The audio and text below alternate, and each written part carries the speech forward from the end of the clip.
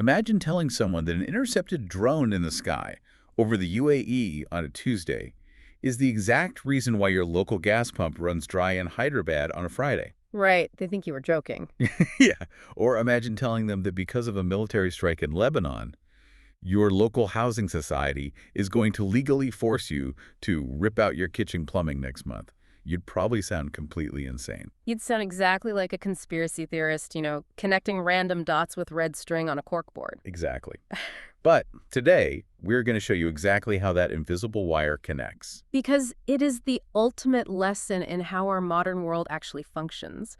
We tend to view global events as isolated weather systems. Yeah. We think, oh, there's a thunderstorm of conflict happening in West Asia, but I'm sitting comfortably in my living room in India, so I'm perfectly dry. But the reality is that we are not living on a map of isolated storms. No, not at all. We're living inside an incredibly tight, highly pressurized, and deeply fragile spider web.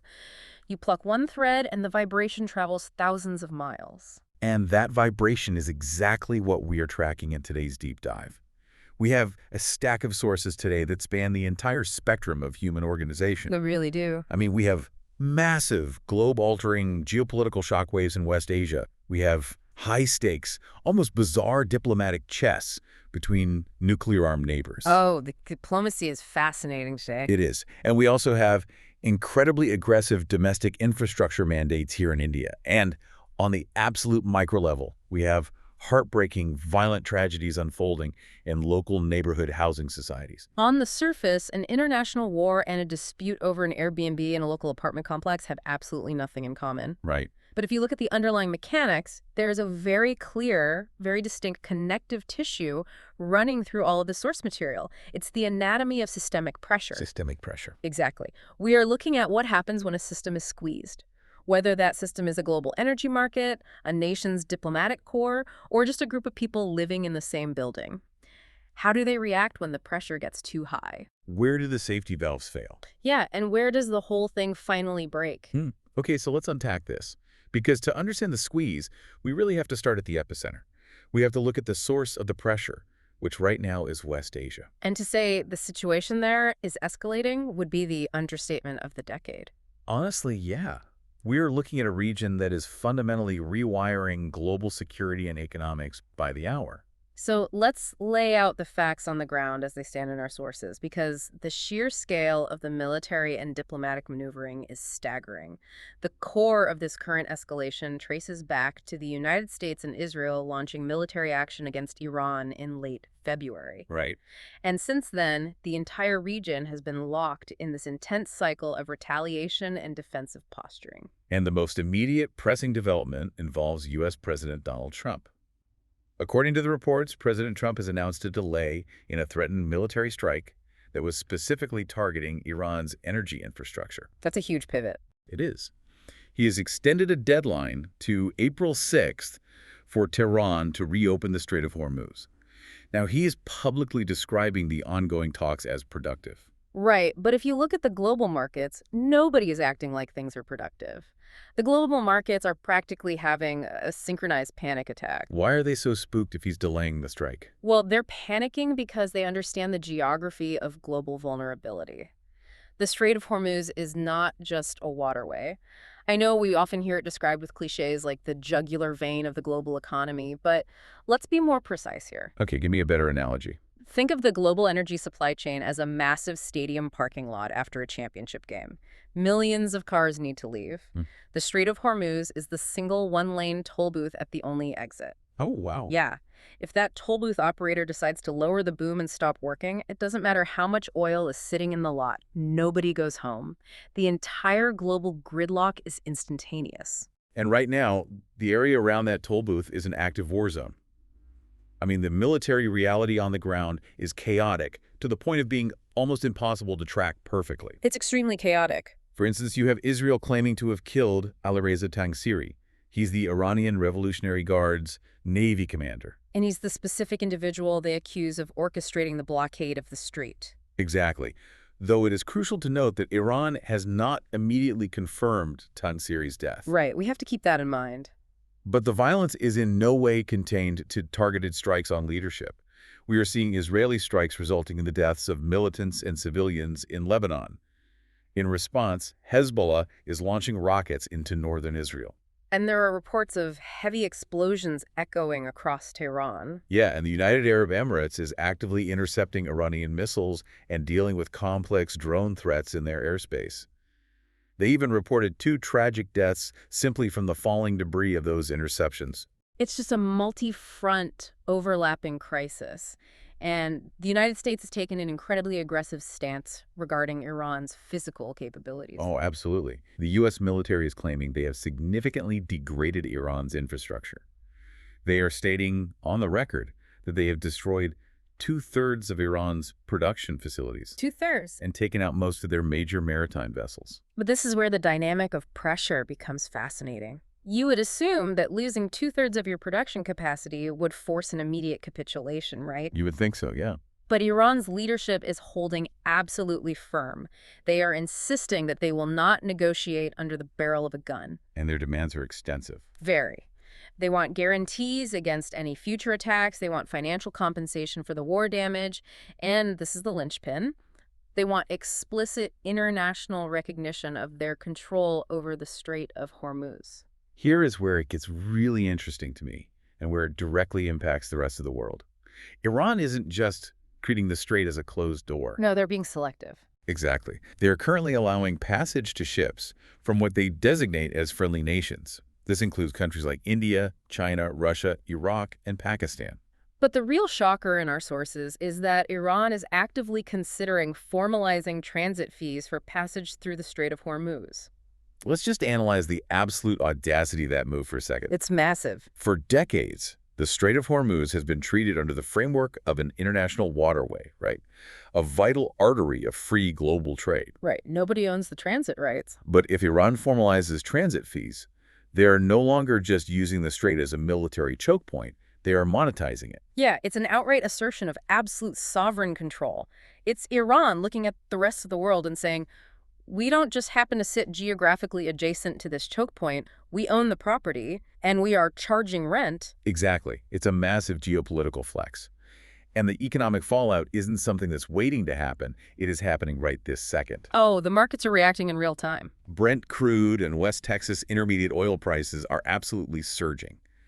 Liquefied natural gas LNG supply forecasts are being drastically slashed because Qatar's liquefaction facilities took damage during the conflict. And the primary shipping route is completely compromised. So the physical logistics of global trade are buckling. Asian ports are currently dealing with massive, unprecedented vessel backlogs. Because the tankers are essentially parked in the ocean, burning fuel, frantically trying to calculate alternative routes, they don't want to go through an active conflict zone, and they don't want to cost themselves millions in new, localized transit fees. The delays are just cascading. And we are seeing European and Middle Eastern leaders issuing stark warnings that if this pressure isn't relieved, the economic consequences could genuinely rival the disruption we saw during the COVID-19 pandemic. Which naturally forces us to ask, how does a country like India protect itself? Right, because India fundamentally relies on energy imports from West Asia. This isn't just about petrol prices creeping up a few rupees. This is about the underlying engine of the nation's economy threatening to stall entirely. So this brings us to the concept of the national shield. When global pressure threatens to crush a domestic economy, the state has to absorb that shock. And according to our sources, Prime Minister Nirav Modi is initiating an incredibly urgent contingency plan. He's organizing a massive, high-level video conference with state chief ministers to review national preparedness across the board. The primary focus of this review is, naturally, energy security, specifically crude oil and fertilizers. And that connection is so vital to point out. The fertilizer part. Yes. If you disrupt the supply of fertilizer, you aren't just hurting the energy sector, you are directly disrupting agriculture. You are threatening the food supply of over 1 billion people. Wow, right. But as I was reading through this source, I noticed a very strange administrative hurdle. The absent chief ministers. Yeah. In the middle of this unprecedented global crisis, 5 major regions aren't going to have their political leaders in the room. Right. The chief ministers of Assam, Kerala, Tamil Nadu, West Bengal, and the Union Territory of Puducherry are actually excluded from this direct video conference with the Prime Minister. Wait, explain this to me, because it sounds completely counterintuitive. We are facing a potential global economic meltdown driven by an energy shortage, and the elected leaders of huge vital states are locked out of the national crisis room. Why? It's because of the Model Code of Conduct. It's a deeply ingrained quirk of the Indian democratic machinery. The election rules. Exactly. These specific states are poll-bound, meaning they have upcoming elections. The Model Code of Conduct is a set of strict guidelines issued by the Election Commission to ensure free and fair elections. So they can't have official meetings. Well, it prevents the ruling party at the center from using official government machinery, announcements, or high-profile meetings to gain an unfair political advantage or influence voters in states where campaigns are active. So, to be absolutely clear here, even if the country is facing a literal physical fuel shortage, the legal fear of a politician potentially using a crisis management meeting for a photo op legally trumps direct emergency coordination. The system is really that rigid. The rules are rigid to protect the democratic process, yes, but the administrative system adapts to the pressure. The government is executing a bureaucratic workaround. They are calling it a Team India approach. How does that work? While the political chief ministers of those 5 states cannot attend, the cabinet secretariat is engaging directly with the chief secretaries of those states. The chief secretaries being the top-ranking, nonpartisan civil servants in the state government. Exactly. It's a deliberate move to decentralize the crisis management. Ah, I see. The central government is trying to maintain a consistent, unbroken national response framework, ensuring every state knows the contingency plan for fuel rationing or supply chain rerouting without violating the absolute sanctity of the election protocols. They are relying on the permanent bureaucracy to hold the shield while the politicians are sidelined by the election code. That's a perfect way to put it. It really highlights how complex managing a nation is. You aren't just fighting the external crisis, you are fighting the internal rulebook. And a huge part of this Team India strategy seems to be purely psychological, right? Oh, definitely. Because alongside these closed-door meetings, the Prime Minister is publicly stressing the need for preparedness, but simultaneously urging both the public and political leaders not to panic. Psychology is the most volatile variable in a crisis. The government is repeatedly assuring everyone that India has adequate, robust fuel reserves. The PM even convened an all-party meeting to brief the opposition and try to build a unified consensus. Because the underlying terror for the government isn't just the physical lack of oil, they are terrified of public anxiety. Because if the public panics, the system breaks regardless of how much oil is in the strategic reserves. Which makes their next move almost unbelievable. The natural gas mandate. Yes. Because while they are standing at the podium preaching absolute calm and telling everyone not to panic, behind the scenes, they are taking incredibly drastic, almost ruthless measures to forcibly reorganize how energy is consumed in Indian homes. And I know it's intense. I'm talking about the LPG to PNG transition mandate. When I read this part of the source material, my jaw actually dropped. It is arguably one of the most sweeping, aggressive policy pivots in recent administrative history, and it's entirely born out of the pressure radiating from the West Asia crisis. Right. Because of the damage to those Qatari liquefaction facilities and the massive disruptions to shipping routes, India is facing a severe, immediate shortage of liquefied petroleum gas LPG cylinders. And millions of households rely on those for daily cooking. Millions. So the government's response isn't just to ask people nicely to conserve.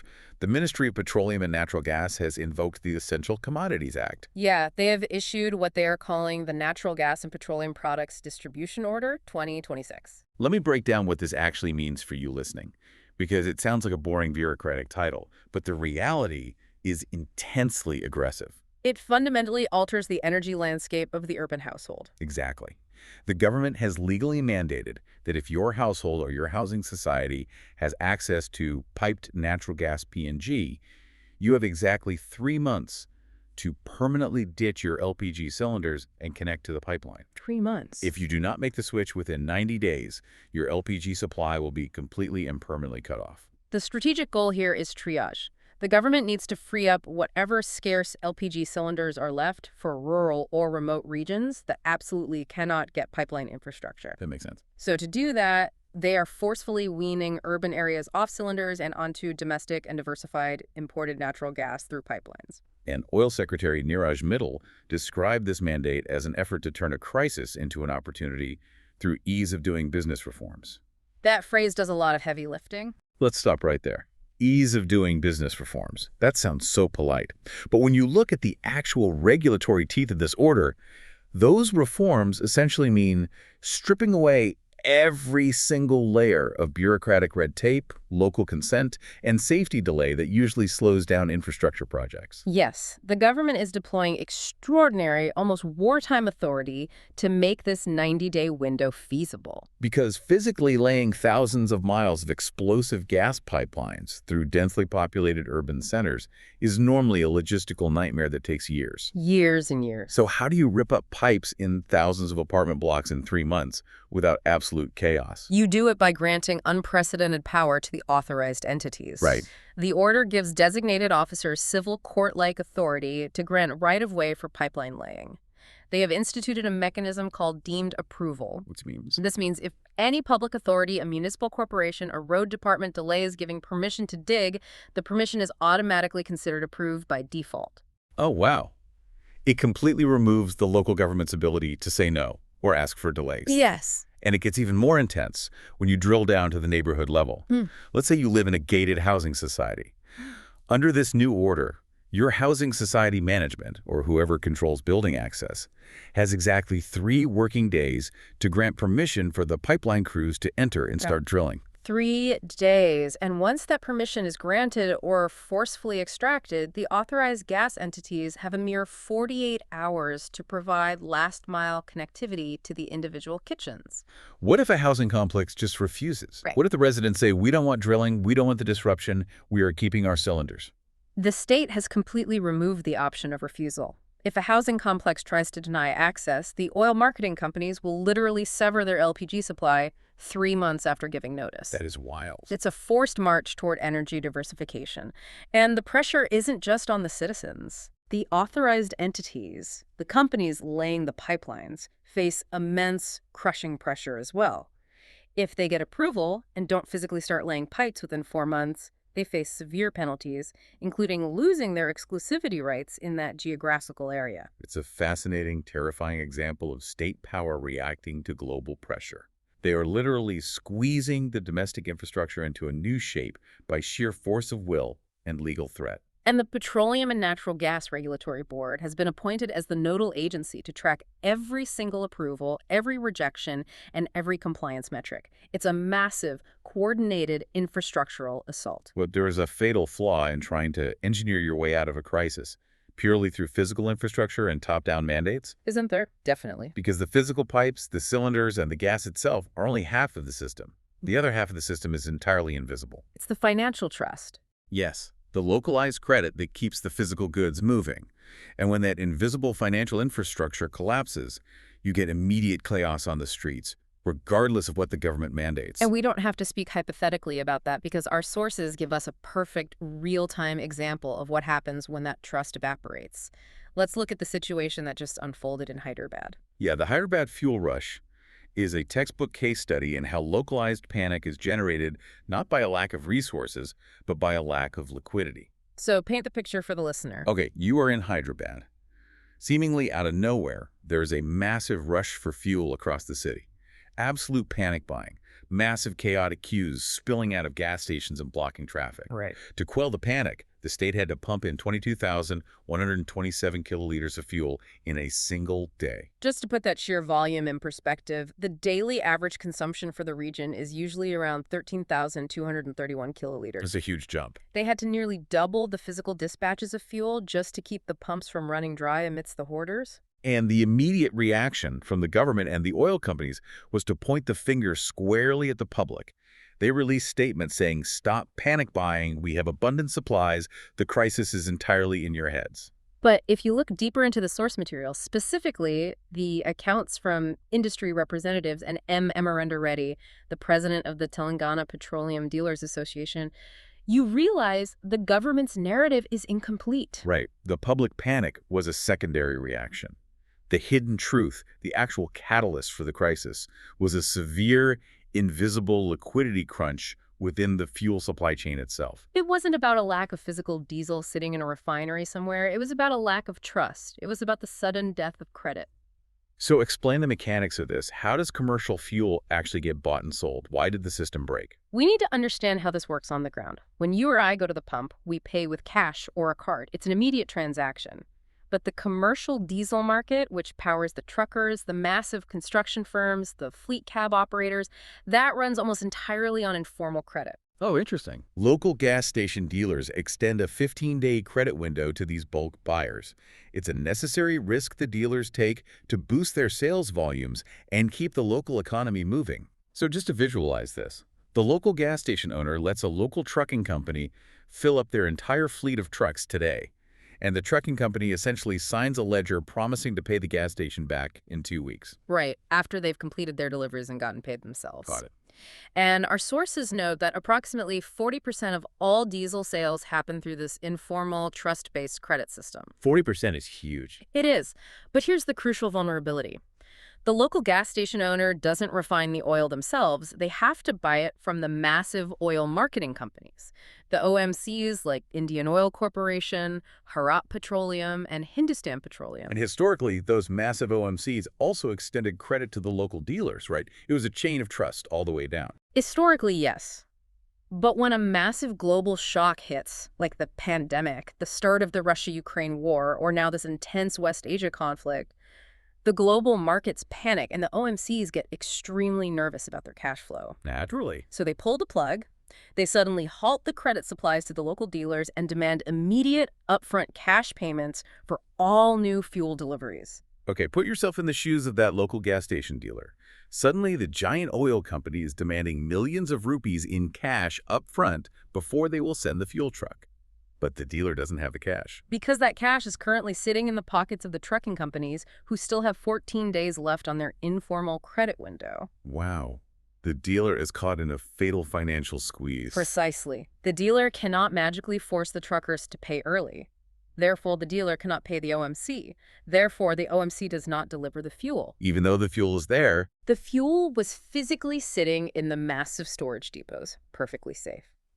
But because the invisible financial safety net evaporated overnight, the dealers couldn't physically procure it to put it into their underground tanks. The shift to a strict cash and carry model completely broke the fragile financial ecosystem of the local fuel trade. Yeah. And what infuriates me when reading this is the quote from a senior oil industry official in the sources.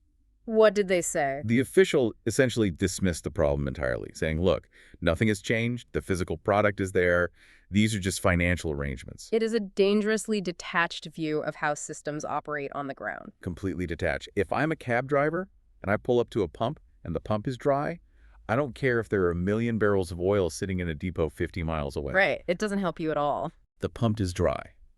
That is not a symptom of a financial arrangement. That is a catastrophic failure of the system. And as soon as one pump runs dry, that cab driver calls his friends, they warn their families, and suddenly you have a citywide panic that forces the state to double its fuel output. It perfectly illustrates how vulnerable the informal economy is to global shocks. The physical infrastructure, the roads, the trucks, the storage tanks, all held up. But the psychological and financial infrastructure, the invisible handshakes that actually make the economy function, crumbled under the pressure. So what does this tell us? We've tracked the pressure from a drone strike in the Middle East to a bureaucratic war room in Delhi to an aggressive pipeline mandate in your local neighborhood, all the way down to the evaporating credit line of a gas station owner in Hyderabad. It's a direct line. We are seeing how physical supply chains and domestic policies fracture under stress. But while all of this internal shielding is happening, the geopolitical chessboard is also shifting rapidly. Very rapid. How is India navigating this pressure on the international stage, specifically with its immediate neighbors? Well, this is where we transition from economic pressure to diplomatic pressure. Right. Diplomatic pressure operates quite differently. It doesn't usually involve mandates or physical shortages. It relies on rhetoric, strategic posturing, and exploiting the vulnerabilities of other nations. And the current tension between India and Pakistan is a prime example of diplomatic friction turning incredibly incendiary due to the wider global crisis. The rhetoric has gotten absolutely toxic. Let's get into the fallout from the Dalal Nation comment. Yes, let's look at that. According to the sources, during an all-party meeting discussing the fallout of the Iran war, India's External Affairs Minister S. Jaishankar was explaining India's specific diplomatic stance. And while he reportedly didn't use Pakistan's name directly in the specific quote, he asserted that India is not a broker country like Pakistan. And the term that was reportedly used, which has ignited an absolute firestorm, is Dalal Nation. Alal. Yes. Dalal essentially translates to broker, middleman, or in more pejorative contexts, a pimp or opportunist who profits from the transactions of others. It is an intensely loaded word to use in the context of international diplomacy. Highly loaded. And the backlash from across Pakistan's entire political spectrum has been swift and furious. They are accusing Jaishankar of diplomatic immaturity, immense frustration, and utter hypocrisy. But what I find fascinating is the context our sources provide regarding the people in Pakistan actually leveling these criticisms. Yeah, the report compiled by the Dawn newspaper in Pakistan highlights a deep irony in the outrage.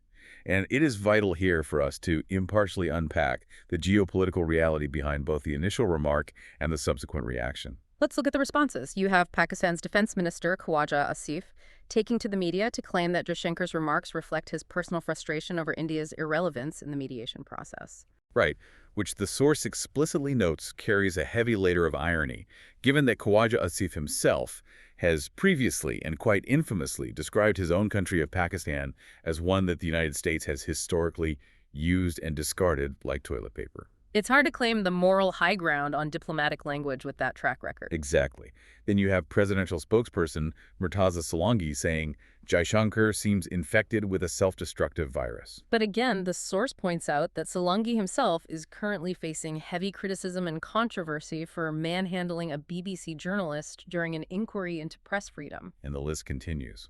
Former Sindh Governor Mohammed Zubair accused India of being frustrated at not playing a role in resolving the conflict. Yeah, the source reminds us that Zubair had earlier been condemned for dragging Pakistani politics to a new low after an alleged intimate video of him surfaced. And finally, former Minister Karam Daskar Khan called the language reprehensible and dramatically positioned Pakistan as the nemesis to Hindutva hubris. Coming from a man who has his own past legal troubles involving terrorism-related charges and physical assault. The rhetoric on both sides is just pure political theater. But we need to look past the insults to the structural reality here. Why is Pakistan actually playing this broker role that India is mocking? Because Pakistan is caught in a nearly impossible geopolitical triple bind. They are not mediating out of pure altruism, they are mediating out of absolute necessity for their own survival. Break that down. First, consider their geography. They share a highly volatile, porous, and historically tense border with Iran. If Iran fully destabilizes, the spillover into Pakistan would be catastrophic. Second, their alliances. Yeah. They have a long-standing mutual defense pact with Saudi Arabia, which obligates both nations to respond to external aggression. And Saudi Arabia is historically and deeply adversarial to Iran. Exactly. And the third bind is their relationship with the United States. Right. Pakistan is desperately trying to stay in the good graces of U.S. President Donald Trump for economic and military support, while the U.S. is the very power actively bombing and degrading Iranian capabilities right next door. So they are trapped between their neighbor, their primary financial and religious ally, and their primary global superpower patron. As Michael Kugelman of the Wilson Center points out in our sources, because Pakistan is geographically adjacent to the conflict, they vastly prefer taking active steps to help end the war rather than risking being dragged into it militarily. Which is the essence of back-channel diplomacy. Pakistan has officially confirmed that it is relaying indirect messages between the United States and Iran. They are acting as the shuttle, trying to maintain credibility with both Washington and Tehran to prevent a broader regional explosion. But I see the paradox here from India's perspective. India is sitting here dealing with the brutal economic fallout of this crisis. The soaring oil prices, the shipping delays, the forced infrastructure mandates. They're feeling the squeeze. So when India looks at Pakistan, they don't see a noble peacekeeper. They see an opportunistic neighbor leveraging a global crisis to make themselves indispensable to the U.S. Rana Ihsan Afzal Khan, a coordinator to Pakistan's prime minister, even shot back at India, saying Pakistan is actually delivering peace while India is merely offering lip service and sitting on Israel's lap. The contrast in how the two nations handle global pressure is really stark. India's strategy is focused on internal economic shielding and maintaining large-scale, formal, multilateral diplomacy. While Pakistan's strategy leverages its geographical vulnerabilities and historical ties to act as an indispensable conduit. Both are survival mechanisms, but they naturally generate massive friction when placed side by side. Definitely. But while relations with Pakistan are boiling over into public, deeply personal insults, India's relationship with its other major nuclear neighbor, China, is suddenly getting incredibly cozy. Oh, the geopolitical whiplash here is enough to snap your neck. It really is. Yeah. You are referring to the diplomatic initiative that China's ambassador Zhu Feihong is publicly branding the Dragon Elephant Tango. The Dragon Elephant Tango. After years of intense military tension, border skirmishes, the deadly 2020 Galwan Valley clashes, and economic decoupling, China is suddenly mounting a massive, overly friendly charm offensive. Chinese Foreign Minister Wang Yi and Ambassador Zhu Feihong are openly pushing for deep, immediate cooperation.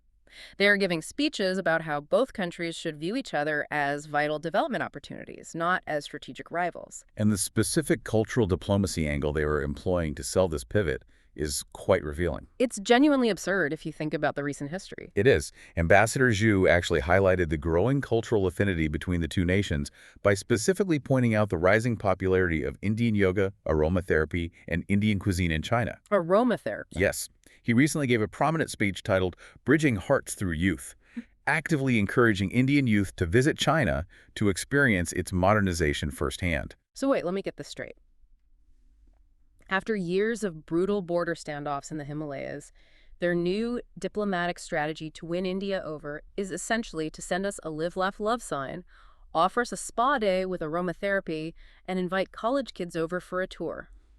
That is exactly what it is. That is incredible. It sounds soft, but it is a highly calculated, deliberate framing designed to mask a very hard strategic geopolitical goal. Right. China is pushing hard for India to become a much closer partner in platforms like BRICS, where India currently holds the chair, and the Shanghai Cooperation Organization. They're aggressively courting India to co-lead the Global South. But the obvious question is, why now? Why the sudden urge to do the tango? Is China simply taking advantage of the fact that the United States and the West are entirely bogged down and distracted by the chaos in West Asia? That is the most structurally sound synthesis of their motives from the sources. Global turbulence and unilateralism always create strange bedfellows. The United States is heavily distracted, politically and militarily, by the conflict involving Israel and Iran.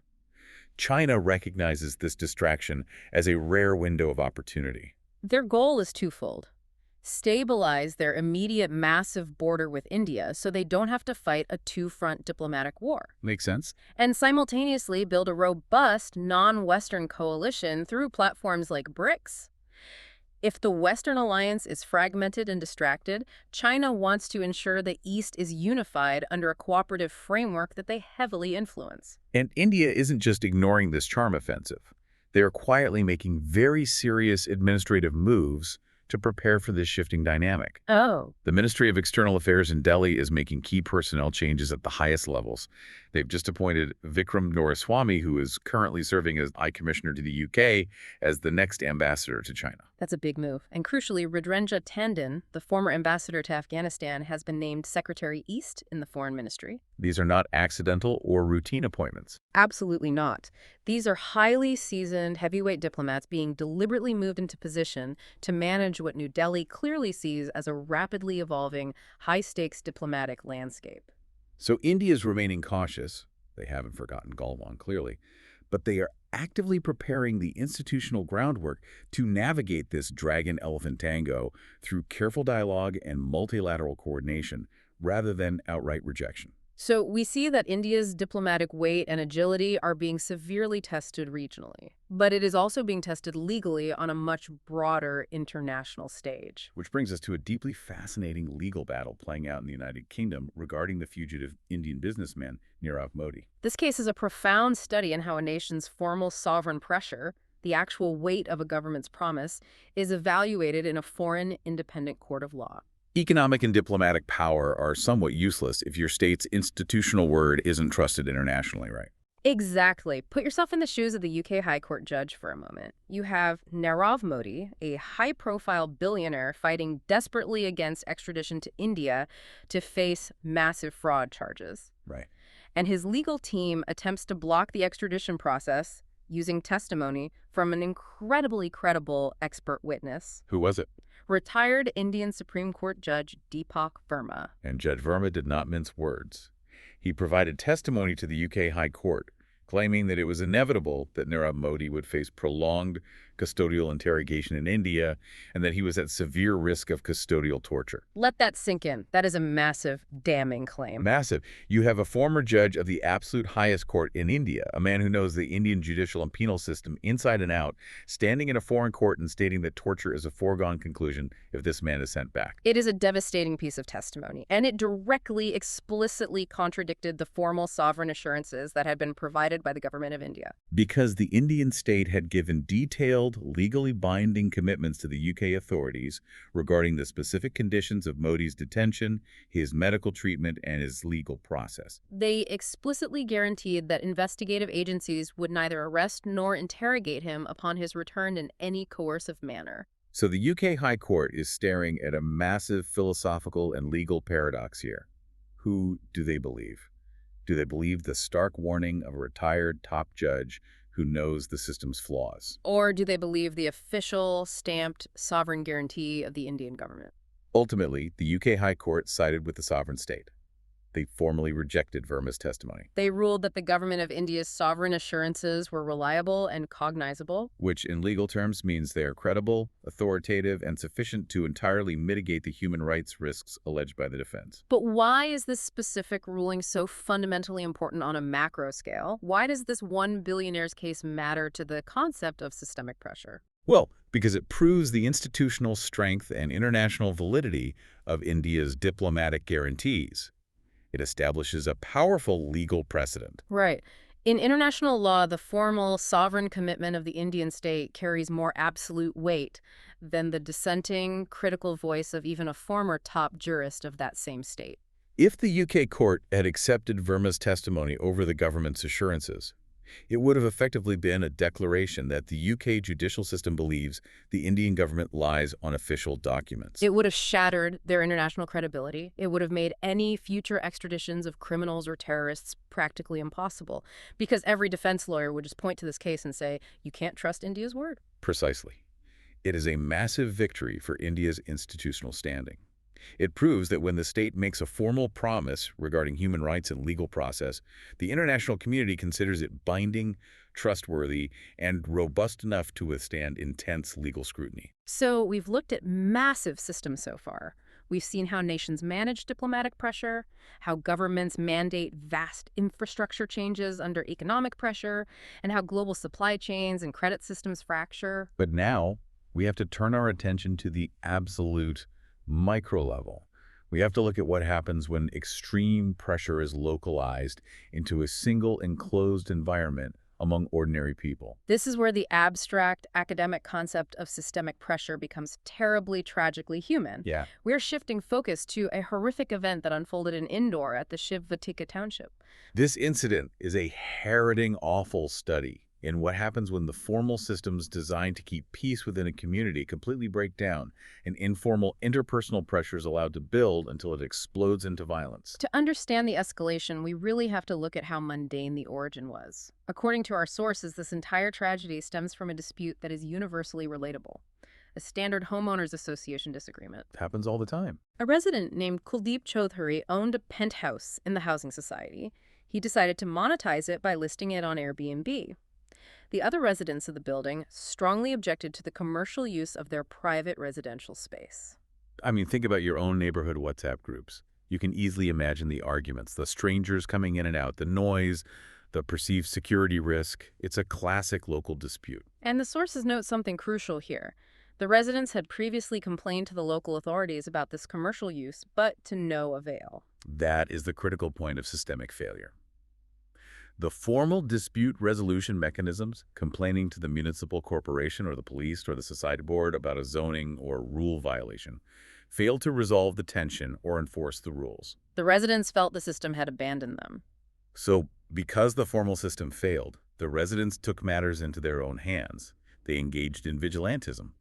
A group of them went and physically cut off the electricity supply to Kuldeep Chaudhary's penthouse. Which is an immense, aggressive escalation. They bypassed any further mediation, they bypassed the law, and went straight to physical infrastructural sabotage to assert their dominance. Kuldeep discovers his power is cut, and his reaction is not to call the police to report the vandalism. His reaction, driven by ego and anger, is massive retaliation. Right. He goes down and cuts the power to the entire building.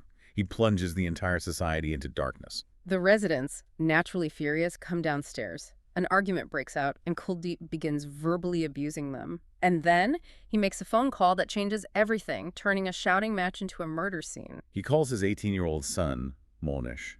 And according to witness statements in the source material, Kuldeep explicitly says to his son over the phone, "Let's deal with them today." Let's talk about Monish for a second. He had literally just turned 18 5 days prior. He was a teenager preparing for competitive exams. Just a kid, really. He arrives at the society in a white car.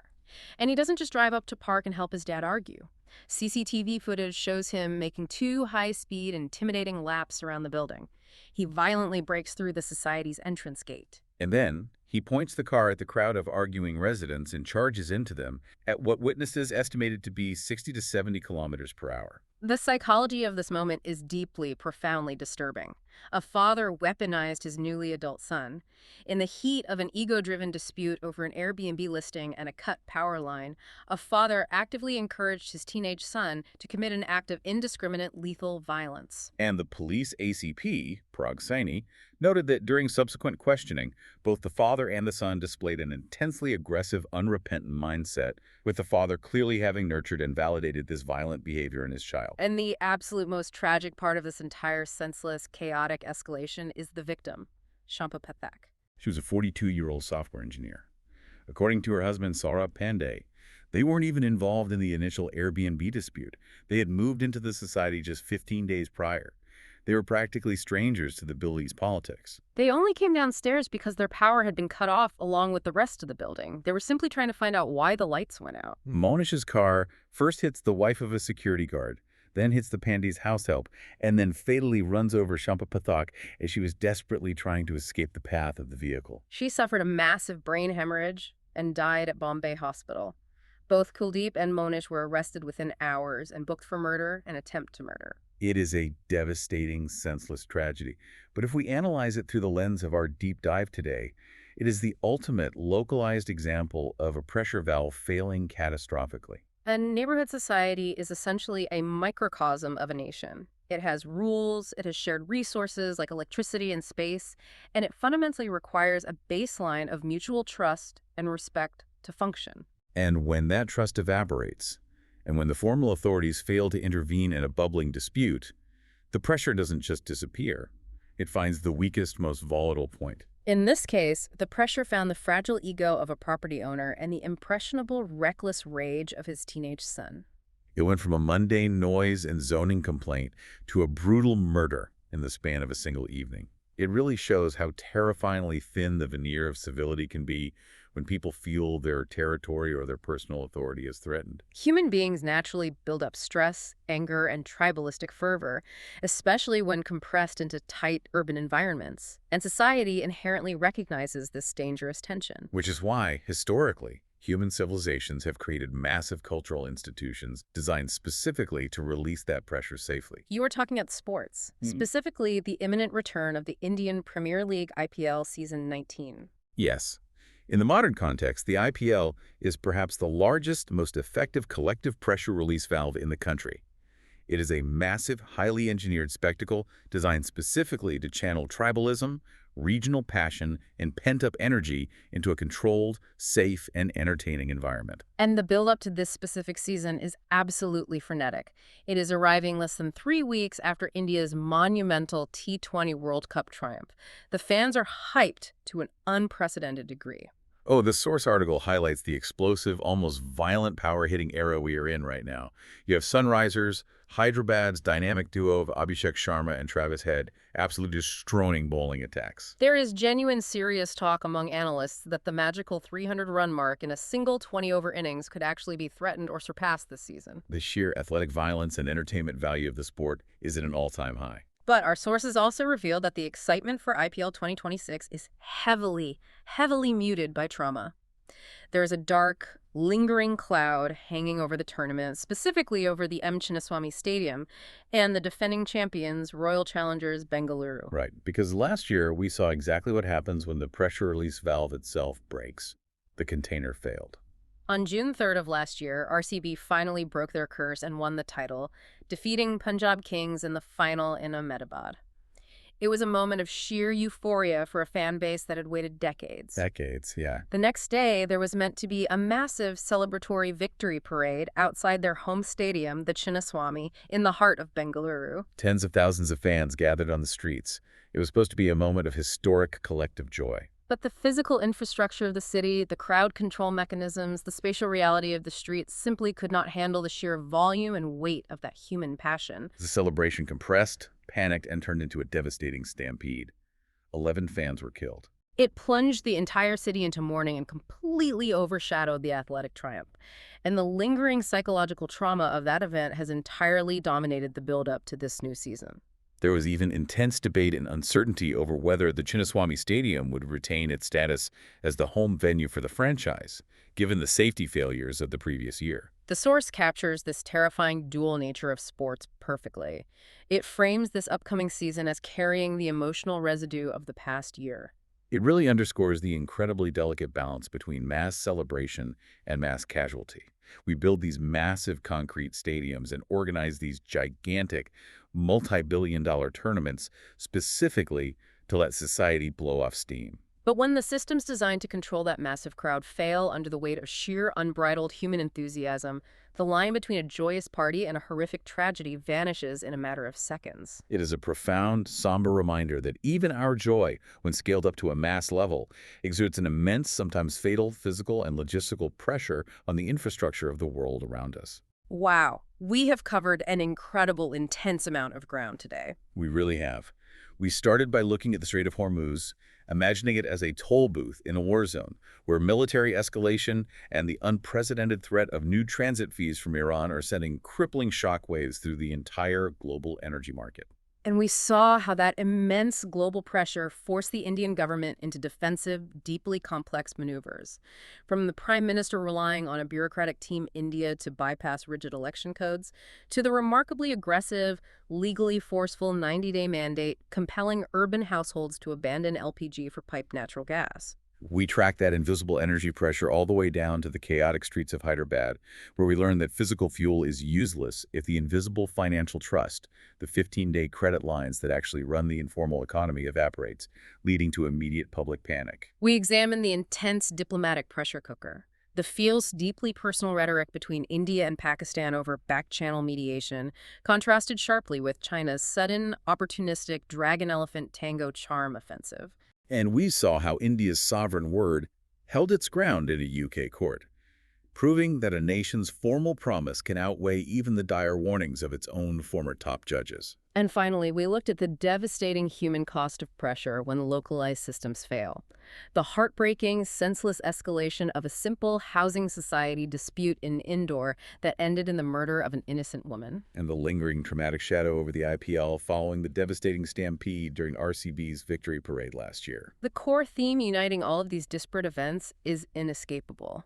Whether you are analyzing the global oil market, the complex web of international extradition law, the informal credit ledger of a gas station, or the unwritten rules of a local housing society, systems are only as resilient as the safety valves they have in place to handle unexpected stress. When those valves fail, whether due to a lack of financial credit, a lack of physical crowd control, or a complete lack of basic human empathy, the structure collapses, and the consequences are always severe. They always are. Think about the systems in your own life. Think about the informal agreements you have with your colleagues at work, the unwritten rules of your neighborhood WhatsApp group, or the invisible supply chains that reliably deliver your groceries every week.